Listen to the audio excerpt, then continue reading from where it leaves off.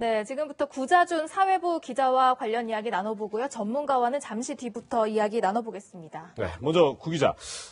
참 지금 이렇게 잇따를 수 있나 싶은데 독감 백신을 접종한 후에 사망한 사례가 오늘 오전에도 적지 않은 숫자가 지금 확인되고 있죠? 그렇습니다. 제가 이 방송을 준비하는 동안에도 숫자가 계속 늘어나서 저도 좀 놀랐는데요. 오늘 오전에만 6건이 추가로 확인돼서 지금까지 관련 사망자가 모두 17명으로 확인이 되고 있습니다. 네. 지금 이 순간에도 어느 사망자가 더 속출할지 그렇게 좀 불안한 정도로 지금 상황이 심각한데요. 네. 어제 오후 70대 남성이 경남 창원에서 숨졌고 또 어제 오후 경북 성주에서도 70대 여성이 그리고 오늘 오전에는 전남 순천에서 80대 남성이 숨졌고요. 어제 오전 80대 여성이 전북 임실군에서 숨졌고 또 인천에서 70대 남성, 창원에서 80대 남성 이렇게 사망자가 속출하고 있는 상황입니다. 네, 그렇군요. 말씀 중에 김경우 서울 백병원 가정의학과 교수님도 나와주셨는데요. 교수님, 이렇게 빠른 속도로 지금 사망자가 계속 나오고 있어서 걱정이 큽니다. 그런데 지금까지 지난 11년 동안 독감 접종한 이후에 사망자가 25명인데 올해에만 벌써 지금 10명이 넘게 나와서 이게 어떻게 된 일인가 궁금증이 커지고 있거든요. 네, 맞습니다. 그 독감 접종 그동안 몇 년 동안 많이 이루어져 왔고 25분 중에서 사실은 이제 독감과 인과관계가 확인되신 분 한 분, 그리고 독감 접종 후에 바로 사망하신 건 아니고 길랑발에 비슷한 밀러피셔라는 합병증을 앓으시다가 2달 정도 투병하시다가 이제 사망하신 사례가 되기 때문에 접종을 맞고 나서 바로 사망하시는 사례는 사실 거의 없었다고 봐야 될 것 같고요. 이번에 새로 생긴 현상이라고 보기에는 그동안 우리가 너무 전 세계적으로 많은 사람들이 백신을 했고 그다음에 우리나라에서도 많이 백신을 해왔기 때문에 굉장히 이례적인 사례라고 봐야 될 것 같습니다.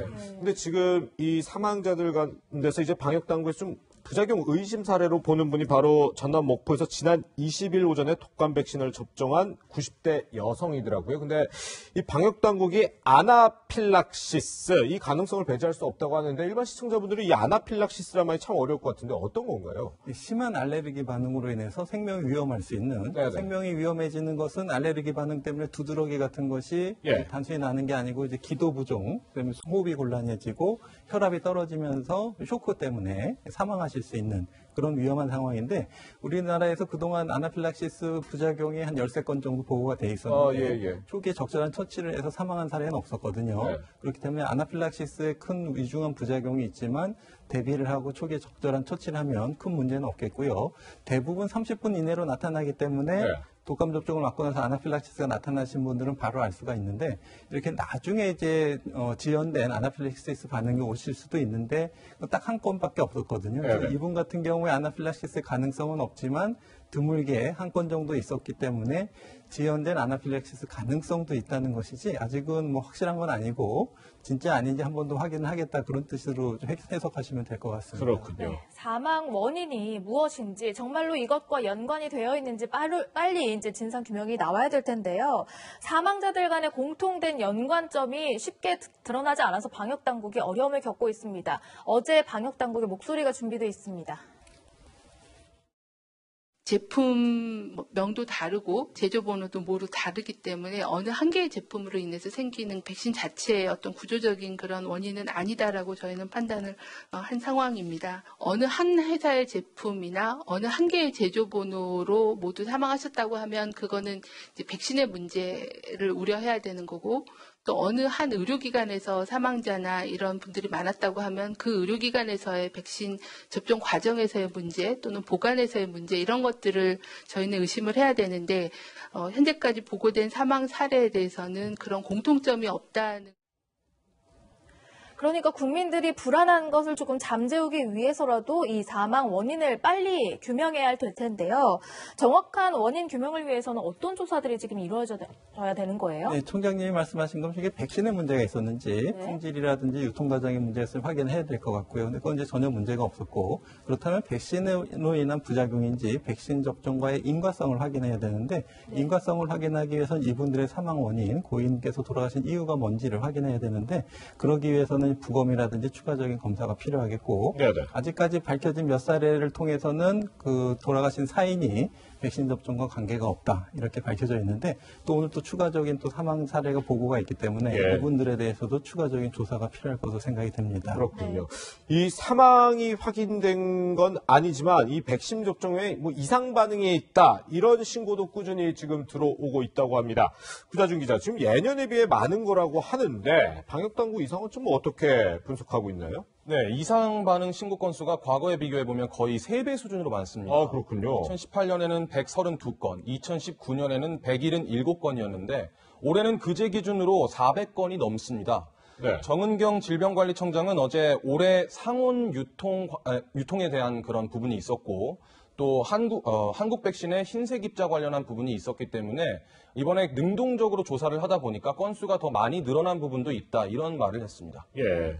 네. 또 한 가지 짚어봐야 될 부분이 있습니다. 지금 이제까지 방역당국에 보고된 이 사망자들이요. 올해만 독감 백신을 맞은 게 아니라 예년에도 맞은 바가 있다는 건데요. 관련 영상 잠시 보고 오시죠.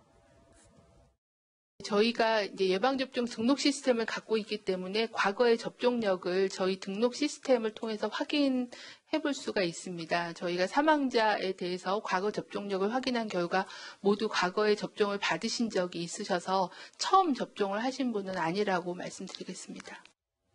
그러니까 매년 특별한 증상이 없이 독감 백신 접종을 받았는데 올해 이렇게 갑자기 과민 반응을 보였다면 이유가 뭘까요? 네, 우선은 그 독감 예방접종이 좀 금기사항이 될 수 있는 게 계란 알레르기가 있는데 네. 물론 이제 계란 알레르기가 있으셔도 독감 예방접종에 큰 문제가 없다고 밝혀졌으면 그래도 주의가 필요한데 최소한 이분들은 그런 알레르기 사항은 없었다라는 네네. 것을 시사할 수가 있겠고요.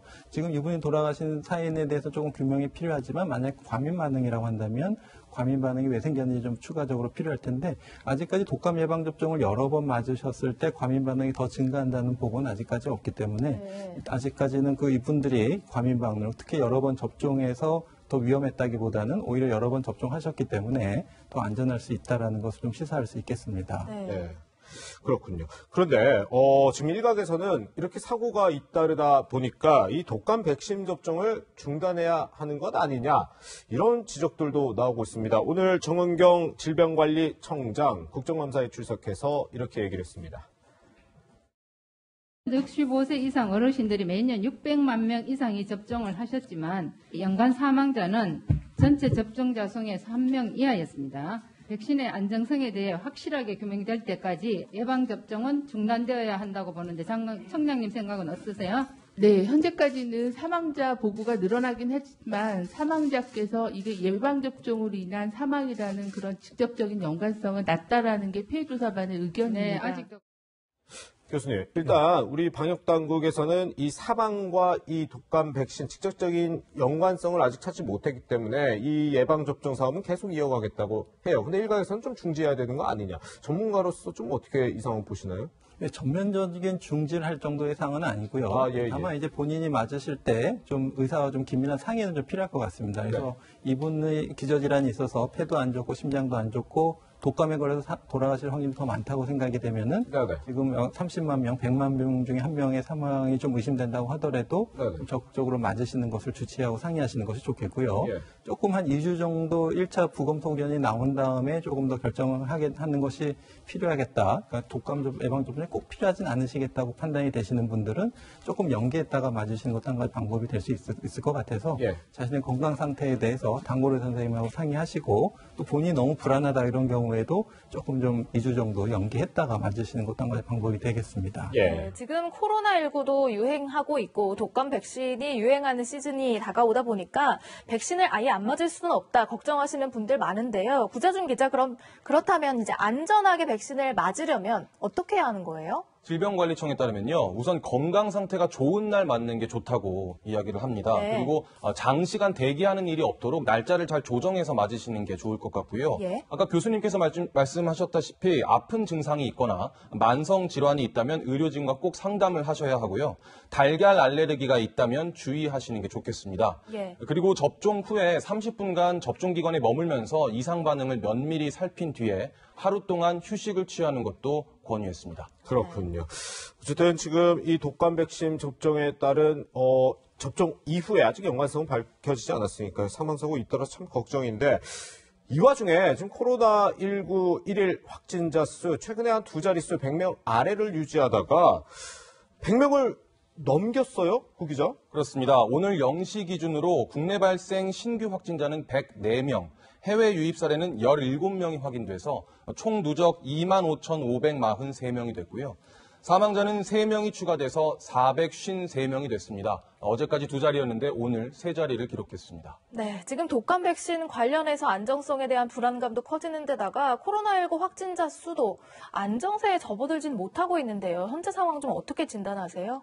네, 일단은 특별한 금기증이 없으시면 독감 접종을 좀 적극적으로 맞으셔야 되겠고요. 네. 가장 중요한 마스크 착용과 손 씻기 그리고 거리 두기를 철저히 하시고 실내 환기나 표면 소독 이걸 통해서 코로나19를 예방하시는 것이 결국 인플루엔자 예방이 될 텐데 예. 인플루엔자도 코로나19만큼 이렇게 요양병원이나 재활병원에 집단적으로 발생하게 되면은 많은 분들이 폐렴을 앓게 되고 또 사망률이 올라갈 수가 있기 때문에 좀 코로나19와 더불어서 같은 방역이 필요하겠고 내가 혹시 좀 못 만다고 하더라도 주변에서 코로나19뿐만 아니라 인플루엔자에 대해서 충분한 방역을 하시게 되면은 네. 나한테 또 감염이 전파되는 것을 차단해 주시는 집단 면역 효과가 있기 때문에 혹시 너무 못 만든다고 하시더라도 너무 불안하실 필요는 없을 것 같습니다. 네. 알겠습니다. 코로나19 상황과 독감 백신 안전성 논란까지 짚어봤고요. 김경우 교수님과는 여기서 인사 나누겠습니다. 고맙습니다. 네, 감사합니다.